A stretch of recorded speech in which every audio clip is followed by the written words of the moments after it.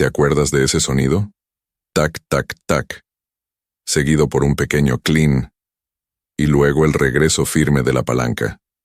Era casi como una melodía, un ritmo mecánico pero lleno de vida, un sonido que llenaba oficinas, redacciones, escritorios y corazones. Tal vez lo escuchaste en casa de tu tío que trabajaba en el gobierno, o en el rincón de la escuela donde la secretaria, rodeada de papeles y sellos, golpeaba las teclas de una máquina robusta, negra y pesada, con letras redondas que saltaban como si tuvieran alma propia.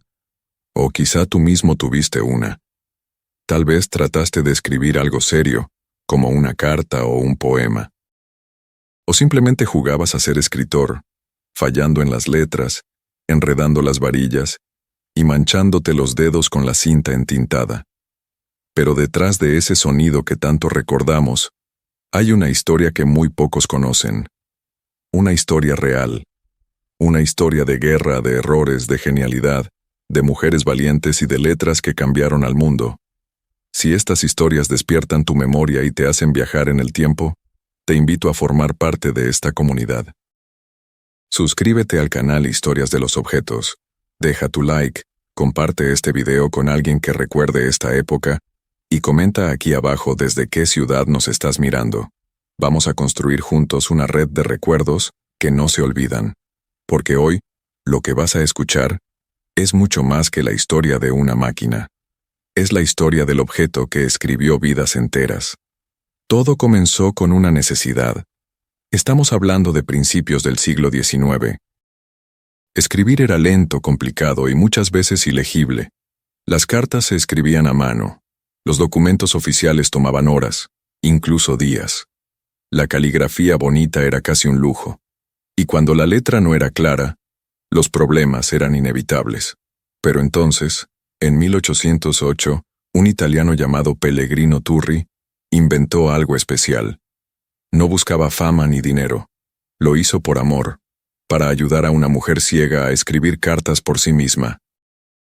Creó una máquina sencilla que podía imprimir letras en papel sin necesidad de verlas. No quedó ningún plano exacto, pero las cartas existen y funcionan. Esa fue, tal vez, la primera máquina de escribir. Pero no fue la última. Pasaron décadas. Muchos inventores trataron de mejorar la idea. Fracasaron una y otra vez. Pero entonces, en 1868, apareció un nombre que marcaría la historia: Christopher Latham Scholes. Junto con sus socios Soule y Glidden, construyó un prototipo funcional. Un modelo real, algo que por fin escribía de verdad. Pero claro, no era perfecto. La primera versión tenía teclas torpes. No se podía ver lo que uno escribía hasta que se terminaba la línea. Era pesada, incómoda y cara. Pero funcionaba. Y eso lo cambiaba todo. Scholes trató de vender su invento. Pero muchos lo llamaron loco. Nadie quería invertir en una máquina que parecía una caja de herramientas ruidosa. Hasta que un día, la empresa Remington, sí, la misma de las armas, decidió apostar. Fabricaron la Remington No. 1, el primer modelo comercial. Y el mundo comenzó a cambiar. Imagina la escena. Una oficina en Nueva York, 1875. Un hombre joven golpeando teclas con fuerza. El sonido es rápido, limpio. Cada letra cae con precisión sobre el papel. Ya no hay errores de caligrafía. Ya no hay esperas. Escribir se vuelve poderoso. Las empresas comenzaron a pedir estas máquinas. Las oficinas se llenaron de teclas. Las escuelas empezaron a enseñar mecanografía. Y algo inesperado sucedió. Las mujeres entraron al mundo laboral. Sí, porque las máquinas de escribir no solo cambiaron el trabajo, también cambiaron la sociedad. Las primeras mecanógrafas fueron mujeres jóvenes, inteligentes, veloces, con dedos ágiles y una concentración admirable. Se convirtieron en secretarias, redactoras, asistentes. Aprendieron a escribir más rápido que muchos hombres. Y lo más importante, obtuvieron independencia. La máquina de escribir fue su puerta de entrada. ¿Te das cuenta del impacto? Antes de ella, escribir era un privilegio. Después de ella, se volvió una habilidad común. Antes, todo era lento. Después, todo fue más veloz. Antes, solo algunos podían escribir libros, redactar contratos, enviar cartas. Después todos podían hacerlo. Y lo hacían al ritmo de las teclas. El diseño de estas máquinas también era especial. No eran frías ni plásticas. Eran de metal, con detalles elegantes. Algunas tenían adornos dorados. Otras teclas redondas como botones antiguos. Había algo de magia en cada modelo. Muchos escritores las amaban. Hemingway tenía una Royal. Gabriel García Márquez escribió con una Smith Corona. Isabel Allende también comenzó así. Y todos ellos decían lo mismo. La máquina de escribir me obliga a estar presente.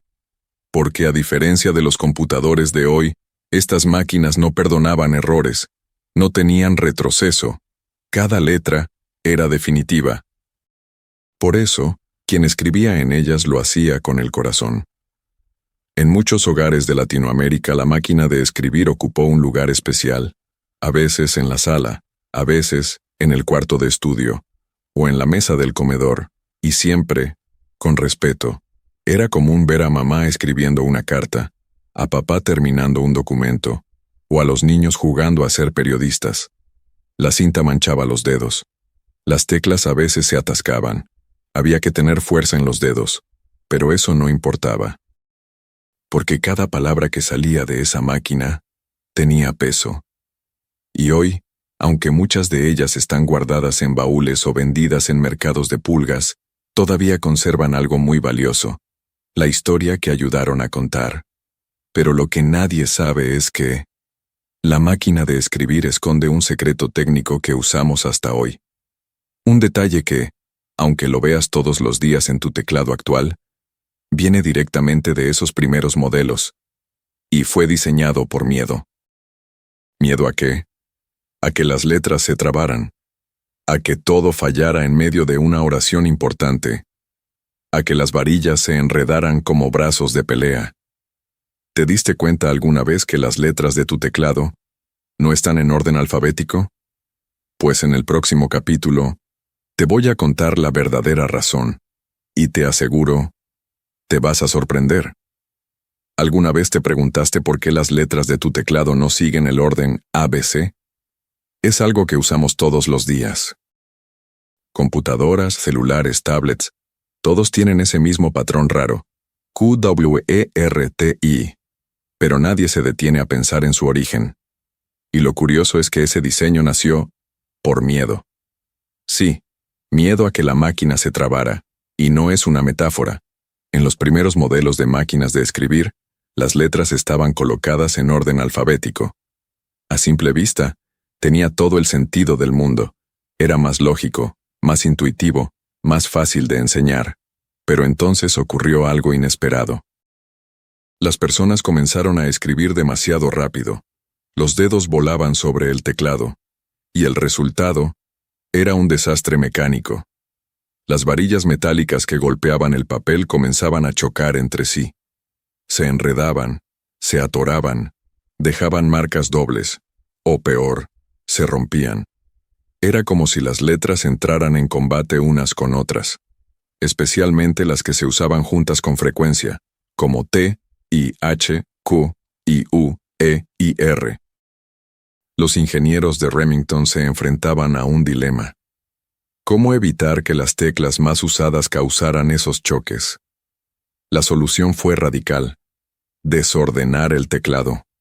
Así nació el famoso diseño QWERTY. Reubicaron las letras de tal forma que las más utilizadas quedaran separadas y que los dedos tuvieran que alternar entre manos al escribir. Así se bajaba la velocidad y se evitaban los bloqueos mecánicos. Increíble, ¿no? Un sistema creado para que escribiéramos más lento, terminó siendo el que usamos hasta hoy. Incluso cuando las computadoras ya no tienen varillas ni martillos. Pero el teclado QWERTY no solo cambió la máquina, cambió al ser humano. A partir de ahí nació una nueva profesión, el mecanógrafo. En oficinas, escuelas, juzgados y periódicos, comenzaron a formarse verdaderos atletas del teclado. Personas capaces de escribir cientos de palabras por minuto, sin mirar las teclas, sin cometer errores, sin detenerse a pensar.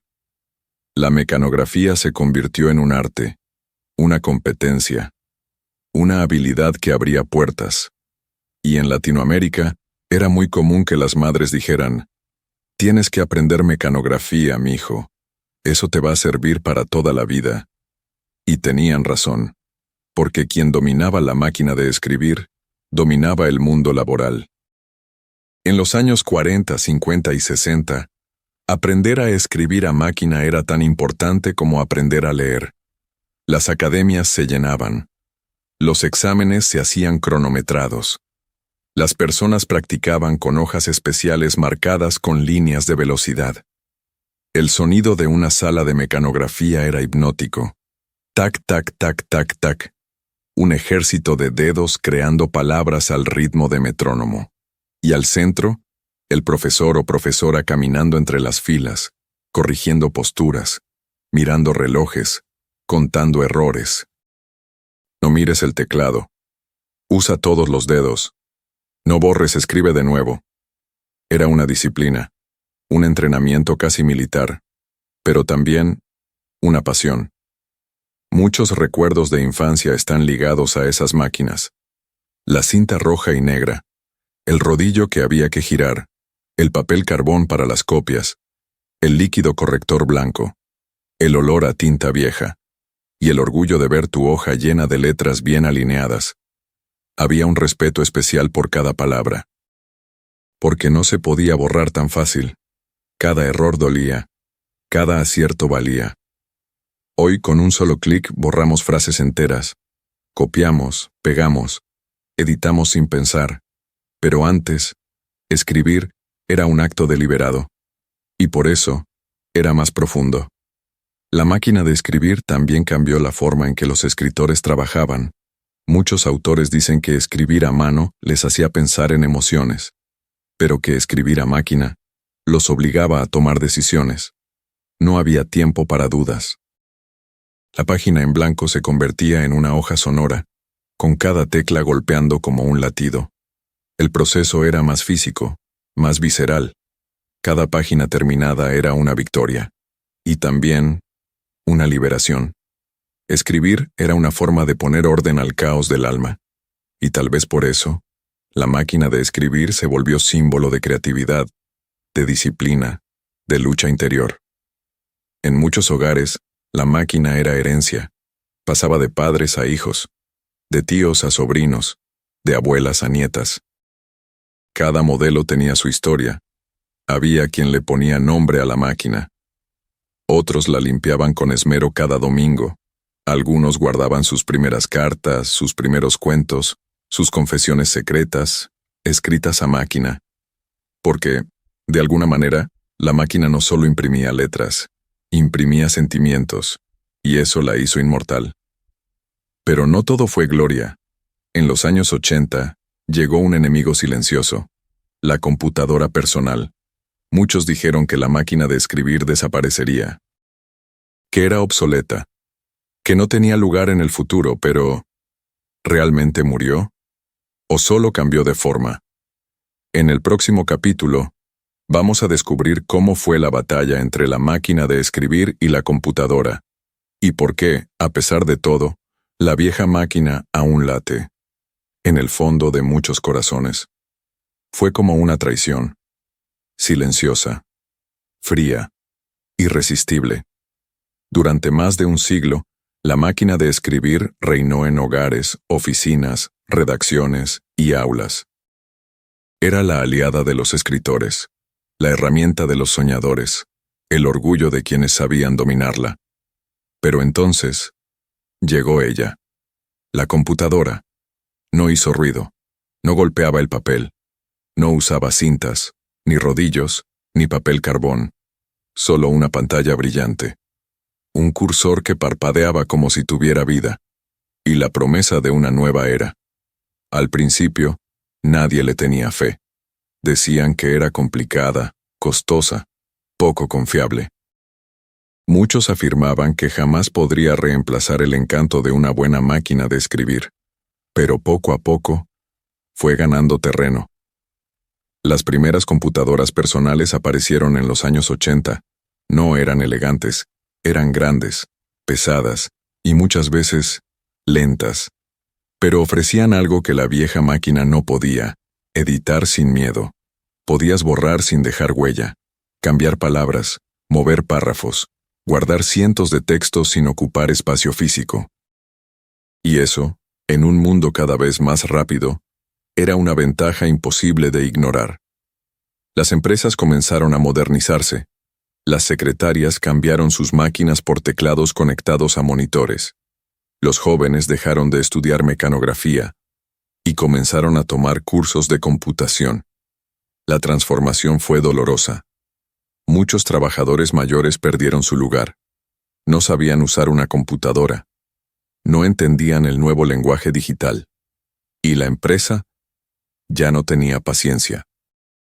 Así, miles de máquinas de escribir fueron olvidadas, guardadas en cajas, vendidas por kilo, o simplemente abandonadas.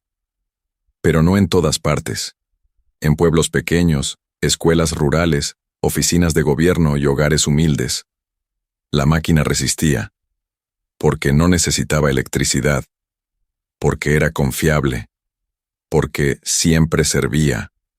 Muchas abuelas siguieron escribiendo cartas en su vieja Olivetti. Muchos oficinistas preferían llenar formularios a máquina. Y muchos escritores se negaban a cambiar. Decían: la computadora no tiene alma. Una hoja impresa no se siente igual. Extraño el sonido de las teclas. Era como si, al escribir en computadora, el proceso se volviera distante. Demasiado limpio, demasiado fácil. Faltaba emoción. La verdad es que la computadora ganó.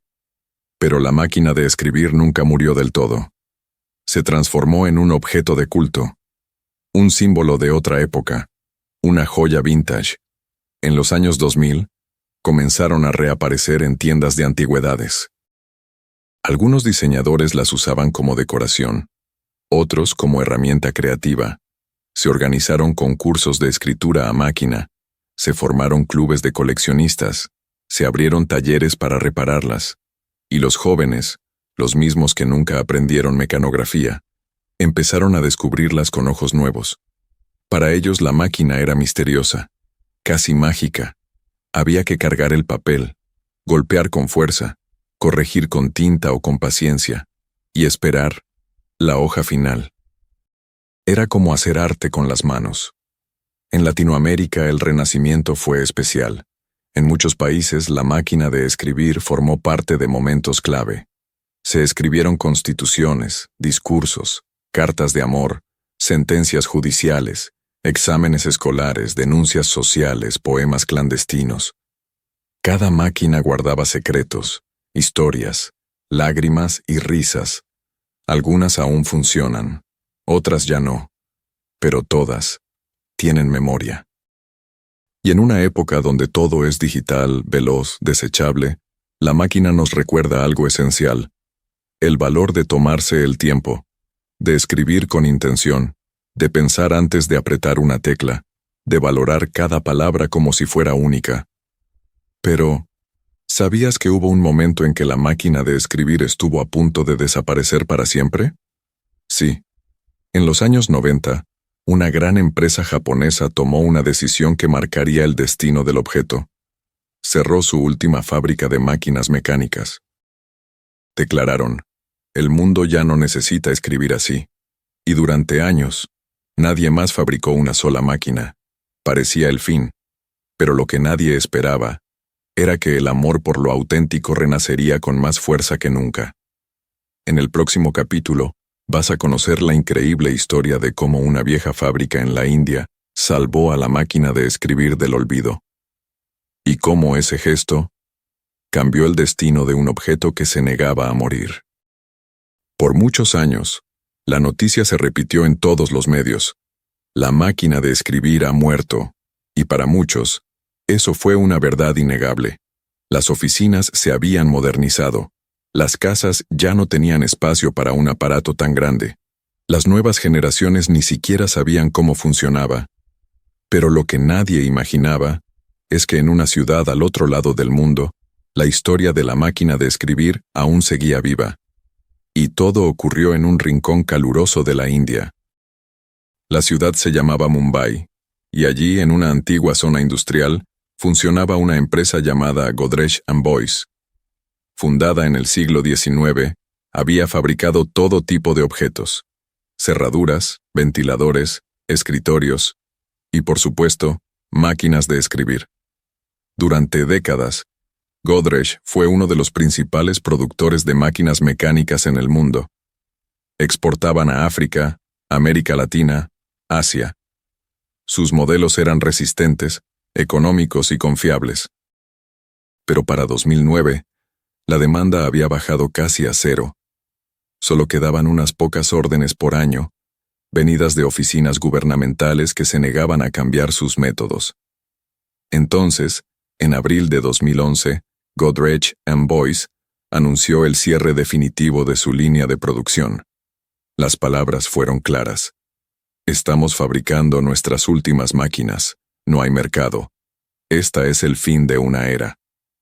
Y en ese momento, el mundo entero pensó que era el punto final. La noticia causó impacto. Periódicos, revistas y noticieros alrededor del planeta cubrieron el tema. Los titulares eran casi fúnebres. Se apaga el sonido de las teclas. Adiós a la máquina que escribió la historia. El último martillazo de tinta. Pero algo curioso sucedió después de esa noticia. En lugar de desaparecer, la máquina resucitó. La gente comenzó a buscarlas, a comprar las que aún quedaban, a revisar los altillos de sus casas, los armarios de sus abuelos. Y lo que parecía el final se convirtió en un renacimiento global. Muchos jóvenes hartos del mundo digital encontraron en la máquina de escribir una especie de refugio creativo. Decían cosas como: cuando escribo en computadora me distraigo con notificaciones. Cuando escribo a máquina estoy solo con mis pensamientos. Es como si las palabras salieran con más fuerza. El movimiento tomó fuerza. Se organizaron talleres de restauración. Artistas comenzaron a crear poesía en vivo, usando máquinas en plazas públicas. Se publicaron libros mecanografiados. Incluso algunos músicos usaron el sonido de las teclas en sus canciones. Y en medio de ese fenómeno, Godrej recibió una lluvia de correos electrónicos. Personas de todo el mundo preguntaban si realmente ya no quedaban más máquinas. Querían comprar una, regalar una, reparar la que tenían, salvar lo que quedaba. Y así, con humildad y sorpresa, la empresa entendió que lo que tenían no era solo un producto. Era un símbolo, un puente con el pasado, un recuerdo que la gente no quería dejar morir. Entonces ocurrió algo inesperado. Unos meses después del cierre oficial, en un viejo depósito de Godrej, un grupo de trabajadores encontró 200 máquinas nuevas sin ensamblar. Estaban guardadas en cajas, envueltas en plástico, olvidadas por los años. Cuando la empresa lo supo, no dudó. Volvieron a abrir la línea. Convocaron a los mecánicos más antiguos, muchos ya jubilados, y ensamblaron una por una. Cada máquina fue vendida como una joya histórica. Los compradores las recibieron con cartas firmadas, certificados de autenticidad y lágrimas en los ojos. Fue como si, por un instante, el tiempo hubiera retrocedido. Lo que ocurrió después fue aún más hermoso. Los medios volvieron a hablar del tema, pero esta vez con esperanza. La máquina que se negó a morir. India revive un ícono de la humanidad. El arte de escribir renace en el siglo XXI. Y así fue como, gracias a una fábrica lejana, la máquina de escribir evitó el olvido total. Hoy, esa historia se enseña en escuelas de diseño, se cuenta en ferias de tecnología, se menciona en conferencias sobre nostalgia y conexión humana, porque lo que salvó a la máquina no fue la tecnología, Fue el afecto. En muchos hogares de Latinoamérica, esta historia tocó fibras profundas. Gente que había olvidado su vieja máquina, volvió a sacarla. Abuelos comenzaron a enseñarles a sus nietos cómo funcionaba. Se desempolvaron recuerdos y volvieron a escribirse cartas. Porque hay cosas que no deben desaparecer, objetos que no se reemplazan con pantallas ni con velocidad, herramientas que guardan emociones, y la máquina de escribir es una de ellas. Pero hay algo más que muy pocos saben. ¿Sabías que hay personas que todavía viven de escribir a máquina? Sí, en pleno siglo XXI. Y no lo hacen por moda, lo hacen por necesidad, por convicción, por tradición. En pleno corazón de una ciudad mexicana, justo donde el bullicio de los autos se mezcla con el canto de los pájaros y las risas de los niños, hay una banca de hierro forjado. Parece una más como tantas otras en cualquier plaza pública, pero si pasas por allí en la mañana, notarás algo diferente. Sentado con la espalda recta, vestido con una camisa blanca impecable, un sombrero de ala ancha y un gesto sereno, está don Eustolio Ramírez, de 74 años. Frente a él, una mesa sencilla, y sobre ella, su más fiel compañera, una máquina de escribir Remington Standard, que ha estado con él por más de 4 décadas. Eustolio no tiene celular, no tiene computadora, no sabe usar redes sociales, pero tiene algo que muchos han perdido: el arte de escribir con el corazón. Cada día, desde las 9 de la mañana, don Eustolio se instala en su rincón de la Plaza Central de León, Guanajuato. Coloca con cuidado su máquina sobre la mesa, limpia el rodillo con un trapo suave, organiza sus hojas blancas, su cinta de tinta, sus sobres, y espera. Pero no espera al azar, porque a lo largo de los años se ha corrido la voz, y la gente lo busca, lo necesita. Muchos llegan con una historia que quieren contar, una carta de amor que nunca se atrevieron a enviar, una disculpa que les pesa en el alma, una petición para un hijo que se fue, un agradecimiento para los padres que ya no están, y él escucha, con paciencia, con respeto, con ojos sabios. No interrumpe, no juzga, solo asiente, y luego comienza a escribir. Las teclas golpean con fuerza. Cada letra suena como un latido. Tac, tac, tac, tac. Silencio. Un respiro. Y de nuevo. Tac, tac. No hay pantallas. No hay corrector automático. No hay segunda versión. Solo la historia pura. Cruda. Verdadera. Salida de la boca de alguien que necesitaba decir algo. Y transformada en papel por un hombre que aprendió a escuchar antes de escribir. Don Eustolio dice que no cobra por su trabajo. La gente le da lo que puede, un billete, una moneda, a veces, un café. Él dice, no vivo de esto, vivo para esto. En su cuaderno de anécdotas, lleva un registro a mano. Más de 5,000 cartas escritas en su Remington. Muchas terminaron en otras ciudades, otras, en otros países. Algunas nunca fueron enviadas, pero todas tocaron un corazón. Una joven lo buscó para escribir una carta a su madre fallecida. No quería enviarla, solo necesitaba sacarla de su pecho. Eustolio escribió. La joven lloró. Y luego, dejó la carta en la banca, bajo una flor. Otro hombre de traje elegante llegó con prisa. Quería una carta de disculpa para su esposa. Había cometido un error. No sabía cómo decirlo. Eustolio escribió. Con palabras simples, con verdad. 2 días después, ese mismo hombre volvió. No dijo nada, solo abrazó a Eustolio, con lágrimas en los ojos. ¿Por qué alguien elegiría escribir a máquina en pleno siglo XXI? Don Eustolio lo explica así, porque la gente ya no se escucha. Todo es rápido, todo es emoji, todo es ok. Pero cuando alguien se sienta aquí y habla, se vacía, y yo solo pongo eso en palabras. Su máquina no es una reliquia, es un puente entre lo que sentimos y lo que no sabemos cómo decir. Y cada vez que la cinta golpea el papel, Una emoción se libera. En México hay al menos una docena de hombres y mujeres como él, escribanos públicos, guardadores de palabras, testigos de vidas anónimas, y todos usan la misma herramienta, una máquina de escribir, no porque no puedan tener una computadora, sino porque no quieren olvidarse del alma de cada letra. Los turistas a veces se acercan a tomar fotos, los niños se asombran al ver la máquina, los jóvenes preguntan si esa cosa todavía sirve, y Eustolio solo sonríe. Porque él sabe que lo que hace no se trata de tecnología, se trata de memoria, de dejar algo que dure, de resistir. En un mundo que borra todo con un clic, él teclea lo que otros quieren guardar para siempre. Pero un día, algo cambió. Eustolio llegó a su banca como siempre, pero al abrir su maletín, notó que la cinta estaba dañada. No tenía repuesto. Nadie vendía esas cintas ya.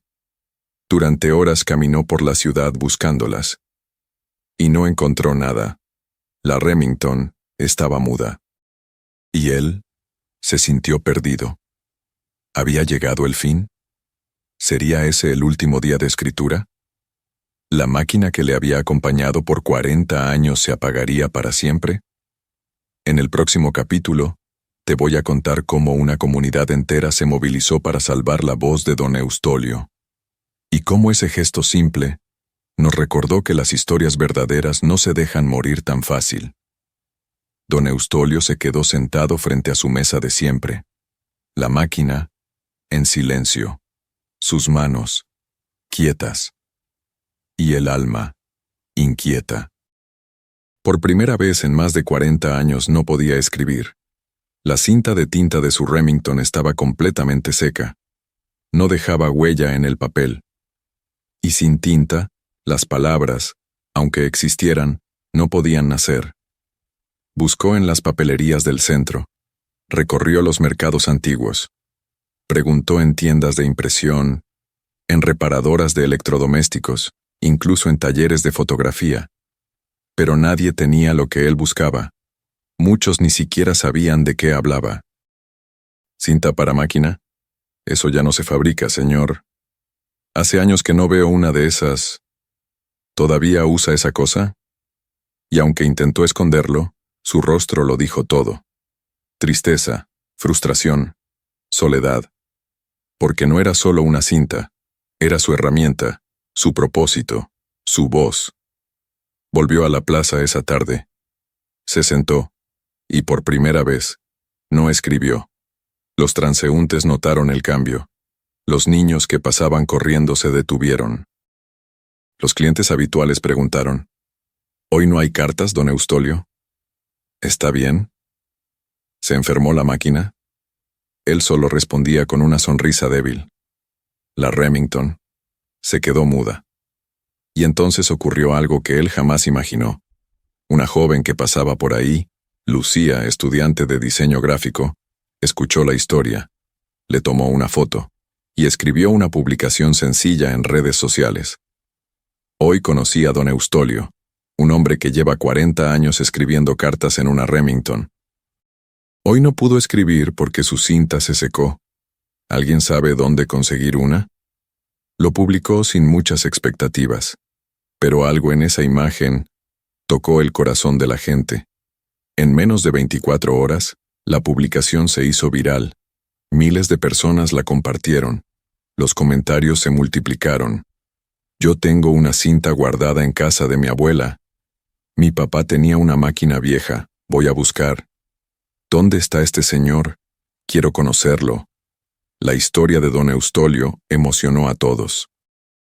Porque en un mundo donde todo es rápido y desechable, ver a alguien que aún cree en las palabras con peso conmovía. Al día siguiente, Lucía volvió a la plaza, pero no fue sola. La acompañaban 3 personas que traían en sus manos cintas de tinta, cintas rojas, negras, combinadas, nuevas, usadas, viejas pero aún vivas, y cuando Eustolio las vio, no pudo evitar llorar. Pensé que ya no quedaban, murmuró con la voz quebrada. Lucía le respondió, quedamos nosotros, don Eustolio. Y mientras alguien crea en lo que usted hace, su máquina no va a morir. Con manos temblorosas, colocó una nueva cinta en la Remington. Probó una tecla, otra, y entonces, el sonido volvió. Tac, tac, tac, como si el alma de la máquina también hubiera llorado de alegría. A partir de ese día, algo cambió. Más personas comenzaron a visitar la plaza. No solo para escribir cartas, sino para escuchar. Don Eustolio se convirtió en un símbolo, un testimonio vivo de otra forma de vivir, de comunicarse, de sentir. Lo invitaron a ferias culturales, a escuelas, a programas de televisión, pero él siempre volvía a su banca, porque allí, entre palomas y árboles viejos, estaba su lugar en el mundo. La Remington volvió a teclear como nunca. Cartas de amor, despedidas, recuerdos, historias que necesitaban ser contadas. Y cada cinta que llegaba, donada por desconocidos, enviada por correo, entregada por admiradores, era como una recarga de esperanza. Eustolio guardaba cada una en una caja de madera, junto con una pequeña nota escrita a mano que decía: «Gracias por no dejar que las palabras mueran». Un día una niña se acercó a él y preguntó: «¿Usted es escritor?». Eustolio sonrió. Pensó por un momento, y luego dijo: «No, solo soy un hombre que ayuda a otros a decir lo que sienten». Esa fue siempre su filosofía. Porque él sabía que más allá de las letras, su trabajo era escuchar lo que duele, lo que pesa, lo que ama, y dejarlo impreso en una hoja. Y esa hoja, muchas veces cambiaba una vida. Pero en medio de tanta belleza, hay algo que aún falta por decir. Don Eustolio guarda un secreto, una carta que escribió para sí mismo hace muchos años, una que nunca entregó, una que nadie ha leído. Está guardada, doblada, amarilla por el tiempo, en una caja cerrada. Y en el próximo capítulo, vas a conocer la historia detrás de esa carta, una historia de amor, de pérdida, y de una promesa que aún está por cumplirse. Don Eustolio tiene una caja pequeña guardada bajo llave. No es de madera fina, ni tiene adornos. Es una caja simple, con esquinas gastadas y marcas del tiempo. Pero dentro de ella, hay una historia que jamás contó. Nadie la ha leído. Nadie sabe lo que dice. Nadie, hasta ahora, sabía siquiera que existía. Es una carta escrita por él, dirigida a una mujer cuyo nombre guarda en el corazón desde hace más de 50 años. Y aunque cada día escribe para otros, esa carta suya, personal, íntima, sigue ahí, sin sobre, sin destino, sin final. La historia comienza en 1971. Eustolio tenía 20 años y trabajaba en una oficina del centro como asistente de redacción. Era un joven callado, responsable, de manos rápidas sobre el teclado y mirada tímida. Fue ahí donde la conoció. Se llamaba Mireya. Cabello oscuro, voz dulce, sonrisa que iluminaba todo el pasillo. Ella era mecanógrafa, y cada día, al sonar el timbre de entrada, su Remington y la de Eustolio comenzaban a sonar casi al unísono. Era como si hablaran en clave, una melodía que solo ellos entendían. Durante meses compartieron más silencios que palabras, pero bastaban miradas breves, coincidencias en la cocina, el roce de las manos al pasar papeles. Y poco a poco, nació algo. Eustolio no era hombre de discursos. No sabía conquistar con palabras habladas, pero con las escritas se transformaba. Así que, un día, tomó su máquina, colocó una hoja nueva y comenzó a escribir. Era una carta sencilla, honesta, directa. No hablaba de flores ni de poesías. Hablaba de admiración, de respeto, de un deseo humilde. Invitarla a caminar por el parque un domingo por la tarde. Pero cuando terminó, algo dentro de él se detuvo. Leyó y releyó sus palabras. Sintió miedo. Dudó. Y decidió esperar un poco más. Ese poco más se volvió una semana. Luego un mes. Y entonces, Mireya no volvió. Nadie supo qué pasó. Unos dijeron que se fue a cuidar a su madre enferma en Veracruz. Otros que había encontrado otro empleo. Y Eustolio se quedó con la carta en la mano, dobladita, con el papel ya amarillento por el sudor de sus dedos. Nunca la entregó, nunca la reescribió, nunca la olvidó. Desde entonces, cada vez que escribía para alguien más, una parte de él recordaba esa hoja. Esa voz que no se atrevió a salir, esa historia que no vivió. Años después la guardó en una cajita, y con un lápiz escribió en la tapa, para Mireya, cuando tenga el valor. Pero el valor nunca llegó, o quizás sí, pero demasiado tarde. Un día, muchos años después, Eustolio caminaba por el centro cuando una mujer mayor se le acercó. Llevaba un bastón, una blusa clara, y unos ojos que él jamás podría confundir. Era ella, Mireya. Se reconocieron al instante, sin palabras. Se sonrieron con el alma. Y hablaron. Mucho. Ella le contó su historia. Su madre, efectivamente, había enfermado. Nunca regresó a la ciudad. Se casó, tuvo hijos, enviudó. Y estaba de visita por casualidad esa semana. Él también le habló de su vida, de su máquina, de sus cartas, de su rincón en la plaza. Y justo cuando Eustolio estaba por contarle sobre esa carta, ella fue llamada por su hija. Tenían que irse.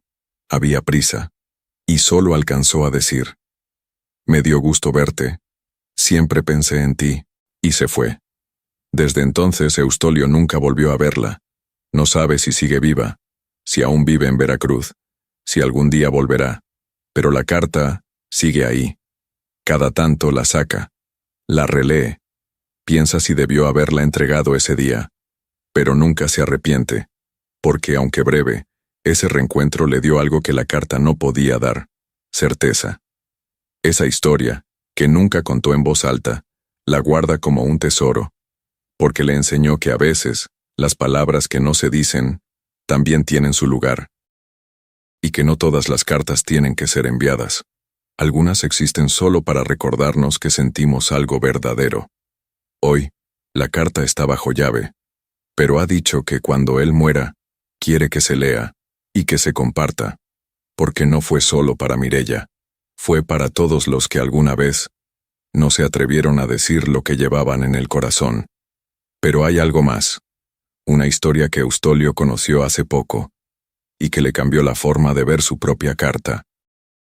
Una historia de un joven que encontró en una máquina de escribir vieja, olvidada en el desván de su abuelo, un mensaje oculto que cambiaría su vida para siempre.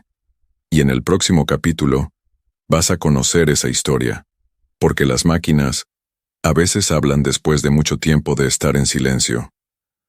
Mateo tenía 19 años. Era estudiante de ingeniería, curioso por naturaleza, pero distante de todo lo que oliera a antiguo. Para él, el mundo era digital, rápido, conectado. Hasta que un día, la muerte de su abuelo lo obligó a regresar al pueblo donde había pasado los veranos de su infancia. Una casa silenciosa, paredes con olor a tiempo, y un desván lleno de cosas cubiertas por sábanas blancas. Fue allí donde la vio. Una vieja Olivetti verde, oxidada en las orillas pero aún con presencia. Parecía dormida. Mateo la miró con una mezcla de respeto y desconocimiento. «¿Qué hacías tú aquí, abuelito?», murmuró. No sabía cómo funcionaba. Nunca había visto una de cerca, pero algo, quizás el eco de su infancia, lo empujó a sentarse frente a ella. Quitó la sábana con cuidado, le dio cuerda al rodillo, probó las teclas. Muchas estaban duras, otras sonaban como si despertaran después de años, y entonces lo vio. Un pequeño sobre, escondido bajo la bandeja de papel, adherido con cinta vieja, con su nombre escrito a mano, para Mateo. Lo abrió con manos temblorosas. Dentro había una hoja mecanografiada, amarillenta, frágil. Las primeras palabras decían: si estás leyendo esto significa que encontraste mi vieja compañera de batallas. Bien, entonces ahora sí podemos hablar de verdad. Era una carta de su abuelo, pero no una carta de despedida. Era un testimonio, una confesión, un consejo. Mateo descubrió que su abuelo había sido escritor, no profesional, no famoso, pero sí apasionado. Escribía relatos, cartas para su esposa, discursos para los vecinos, incluso poemas que nunca mostró a nadie. Y en esa carta le explicaba por qué nunca cambió su máquina de escribir por una computadora. Porque aquí, cada palabra es un compromiso. No hay borrar, no hay copiar y pegar, solo hay decisión. Mateo leyó esa carta una y otra vez, y al terminar, algo dentro de él se había movido. Por primera vez, sintió curiosidad real, no por la máquina, sino por lo que ella podía sacar de él. Pasó los días siguientes limpiándola, aceitándola, investigando, aprendiendo cómo colocar la cinta, cómo alinear el papel, cómo usar todos los dedos. Y luego, en una madrugada sin sueño, escribió su primer texto. No fue perfecto, ni profundo, pero fue suyo. Y cuando leyó el papel impreso, con las marcas imperfectas de las letras, sintió algo nuevo: orgullo. Desde entonces Mateo comenzó a escribir cartas para sus amigos, relatos, reflexiones, y luego, publicaciones. Las subía a sus redes, siempre con una foto de la hoja escrita a máquina. Las firmaba como el nieto de la Olivetti. Sus textos comenzaron a viralizarse. Miles de jóvenes comenzaron a seguirlo, a imitarlo, a comprar máquinas viejas en mercados, a preguntar a sus abuelos si aún tenían una guardada. Y así, sin quererlo, Mateo se convirtió en puente entre generaciones. Porque la máquina no solo había despertado su creatividad, también lo había conectado con su pasado, con su abuelo, con su historia. Un día, recibió un mensaje de una mujer mayor. Leí tu historia. Yo también escribía a máquina. Me llamo Mireya. ¿Y tu abuelo? Me escribió muchas cartas que nunca me atreví a responder. Mateo no lo podía creer. La historia de su abuelo y la de Mireya había estado guardada en dos máquinas distintas, esperando cruzarse, esperando cerrarse. Y ese encuentro inesperado, ese hilo invisible entre vidas, entre palabras, entre generaciones, le enseñó algo profundo. Las máquinas pueden detenerse, pero las palabras verdaderas nunca mueren. Mateo, desde entonces, sigue escribiendo, pero no solo para él.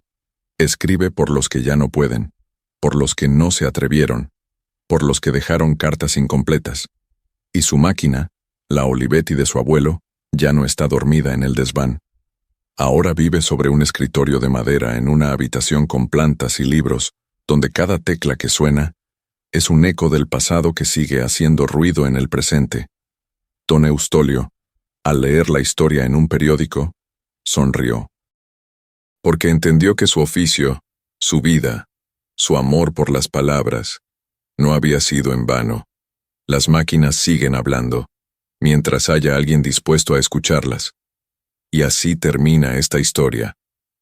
La historia de un objeto que, aunque parecía destinado al olvido, resistió con tinta, acero y alma, y que sigue escribiendo, una vida a la vez, porque la máquina de escribir no es solo un objeto antiguo, es un símbolo, un testigo, un corazón que late cada vez que una tecla vuelve a sonar. Cuando alguien muere, deja cosas. Un reloj en la mesa de noche, un abrigo colgado detrás de la puerta, un par de lentes, unas fotos, una taza con el borde gastado, y a veces, una máquina de escribir. La mayoría de las personas no sabe qué hacer con ella. Es grande, pesada, ocupa espacio, no imprime, no se conecta a Internet, no sirve para nada, y sin embargo, quien se detiene a mirarla con atención, descubre que ahí dentro hay mucho más que piezas, hay palabras, sueños. cartas que nunca se enviaron, historias que aún viven entre las teclas. Porque lo que una máquina de escribir deja atrás no se mide en funcionalidad, se mide en memoria emocional. Mateo lo entendió con el paso del tiempo. Desde que recuperó la Olivetti de su abuelo, comenzó a buscar otras. Las compraba en ventas de garage. Las recibía como donaciones. Las restauraba con paciencia. Y las regalaba a quien quisiera aprender. Pero un día, una señora mayor le trajo una máquina muy particular. Era una Underwood No. 5 de más de 100 años, pesada, oxidada, con teclas duras y números gastados. Era de mi padre, le dijo. Ya no tengo espacio en casa, pero no la tires, por favor. Mateo la aceptó con respeto, y al llegar a casa, como siempre hacía, revisó cada rincón. Debajo del rodillo, encontró algo inesperado. Una hoja atrapada, medio escrita. Las palabras estaban desvanecidas, pero aún legibles. Decía: «Hoy vi a mi hija por primera vez usar esta máquina. Con torpeza, con risas, con fuerza. Y supe que esta no era mi máquina. Era suya, solo que aún no lo sabía». Mateo se quedó inmóvil. Apretó los labios. Respiró hondo. Y entendió algo que jamás olvidaría. Las máquinas de escribir no eran objetos personales. Eran legados. Puentes entre generaciones. Herencias silenciosas. A partir de ese momento, comenzó un nuevo proyecto. Visitaba hogares de personas mayores. Les pedía permiso para ver sus máquinas guardadas. Escuchaba sus historias. Tomaba fotos. Y si ellos querían, las reactivaba. Les enseñaba a sus nietos a usarlas. Organizaba encuentros entre abuelos y nietos para escribir juntos. Cartas, memorias, deseos. Y lo más hermoso era que, muchas veces, los jóvenes, al principio escépticos, acababan con los ojos brillantes y los dedos manchados de tinta. Porque al escribir en una máquina antigua, descubrían algo que no esperaban. Una conexión. Una joven escribió a su abuela, que vivía en otro país. La carta decía: «Abuela, esta carta la escribo en tu vieja Olivetti, la misma que usaste para escribirle a mi mamá cuando era niña. Hoy te escribo yo, con las mismas teclas, para decirte que gracias por no tirar esta máquina, porque en ella te encontré». A lo largo de los meses, Mateo coleccionó más de 60 historias como esa. Las publicó en un blog llamado El Eco de las Teclas. El blog se hizo viral. Fue invitado a ferias de libros, programas de televisión, charlas en escuelas. Pero más que fama, Mateo buscaba algo más simple, que cada máquina tuviera la oportunidad de contar una última historia, y lo logró. Un día, recibió una invitación inesperada. Don Eustolio quería conocerlo. Se encontraron en la plaza, se abrazaron como si ya se conocieran de otra vida, y compartieron silencios largos y sonrisas cómplices. Eustolio le regaló algo, una cinta nueva, con una nota que decía: «Para que nunca te falten las palabras». Y Mateo a cambio le regaló otra cosa, un cuaderno impreso con todas las cartas de su blog. En la portada, una frase: «Escribir es resistir al olvido». Ese encuentro marcó el inicio de una nueva idea: crear una escuela itinerante de escritura a máquina. Iban de pueblo en pueblo, llevaban máquinas restauradas, daban talleres gratuitos y enseñaban a los niños, y también a los abuelos, que no hace falta tecnología para contar lo que uno siente. Basta con papel, tiempo y un corazón que quiera hablar. Y así la herencia que dejó una máquina se multiplicó, como un eco que viaja por los años, como un susurro que se niega a morir, como un objeto que aún tiene muchas cosas por decir. El desván olía a polvo, madera vieja y recuerdos. En una esquina, tapada con una manta, estaba la máquina. Era grande, oscura, con teclas redondas que parecían ojos esperando a ser despertados. Benjamín, de apenas 10 años, no sabía qué era. La encontró por accidente mientras jugaba en casa de su bisabuela, y al levantar la manta, sintió que había descubierto un tesoro. «¿Qué es esto?», preguntó. «Es una máquina de escribir», respondió su bisabuela. «¿Sirve para escribir como el celular?». La anciana sonrió con ternura. «Sirve para escribir, pero con el alma». Esa noche, Benjamín no paró de pensar en la máquina. Le parecía rara, fascinante, misteriosa. No tenía pantalla, no hacía sonidos digitales, pero tenía peso. Al día siguiente, volvió al desván. Limpió el polvo con una camiseta vieja, colocó una hoja y apretó una tecla. ¡Tac! El sonido lo sorprendió. Se detuvo y volvió a presionar. ¡Tac! ¡Tac! Rió. Era como si cada letra fuera un golpe de tambor, como si la máquina hablara un idioma que quería aprender. Pasó horas ahí, probando, equivocándose, preguntando. Su bisabuela le enseñó a colocar la hoja correctamente, le mostró cómo subir el carro, le explicó cómo usar la palanca para el retorno de línea. Y cuando él le preguntó, «¿Para qué servía esto, abuela?», ella respondió, «Para decir lo que uno no se animaba a decir en voz alta». Esa frase quedó flotando en la mente de Benjamín. Esa noche, se sentó solo frente a la máquina, y con manos pequeñas y letras torcidas comenzó a escribir. Era su primera carta.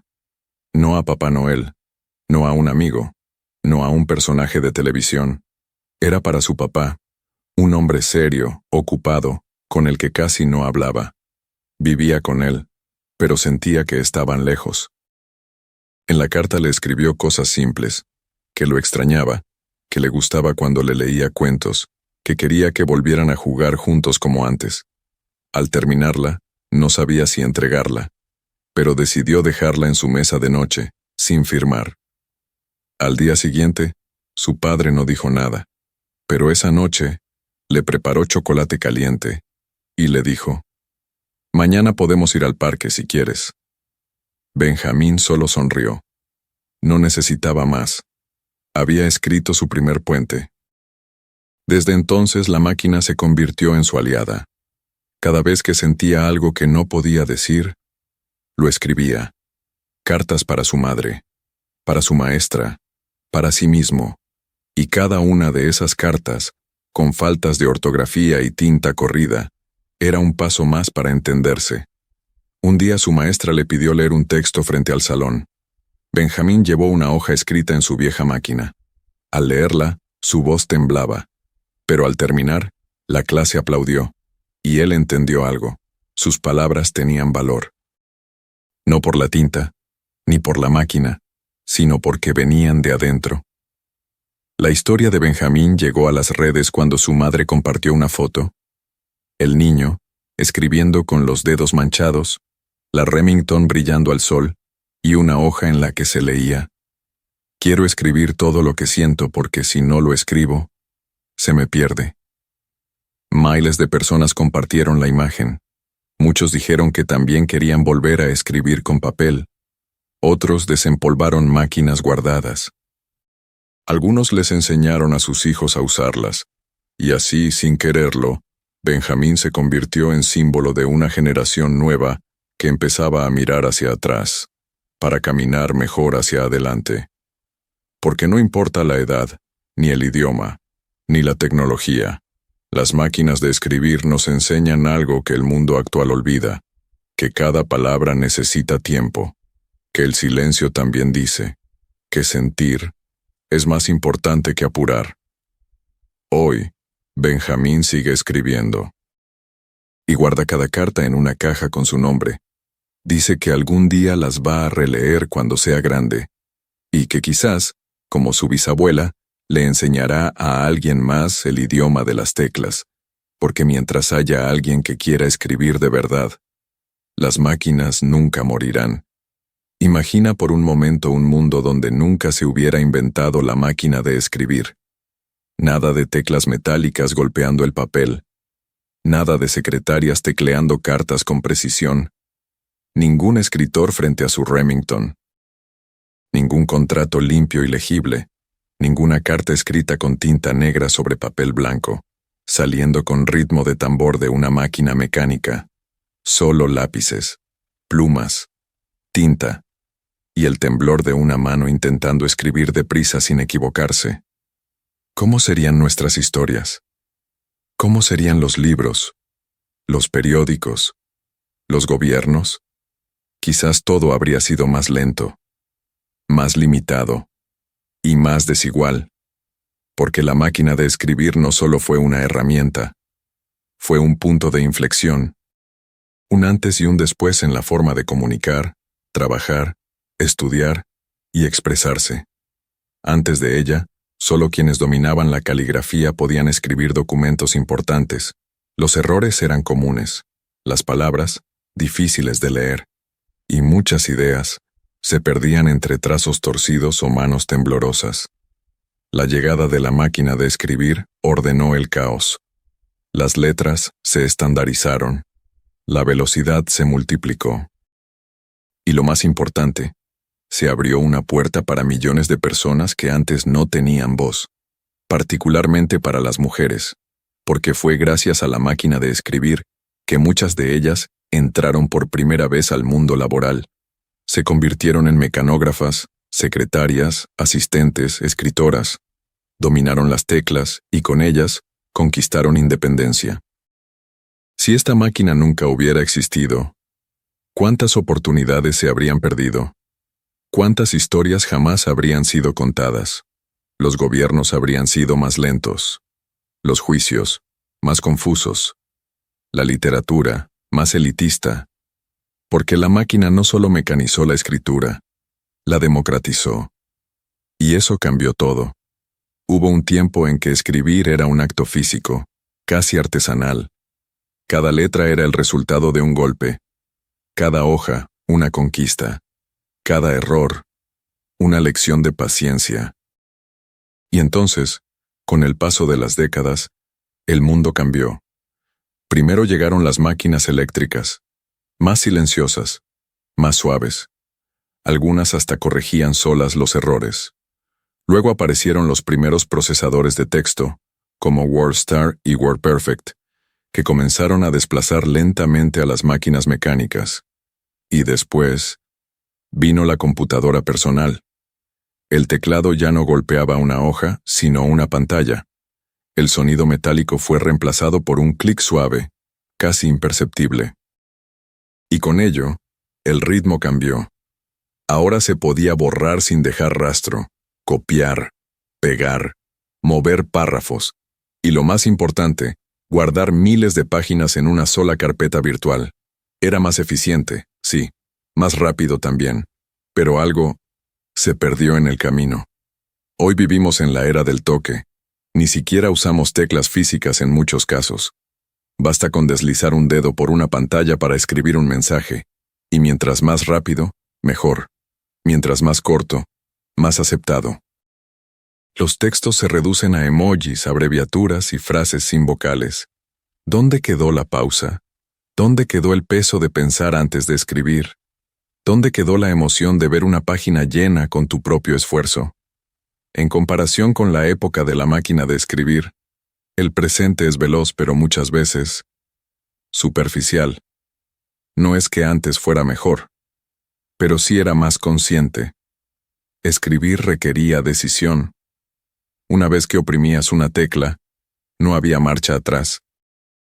Eso hacía que cada palabra tuviera intención.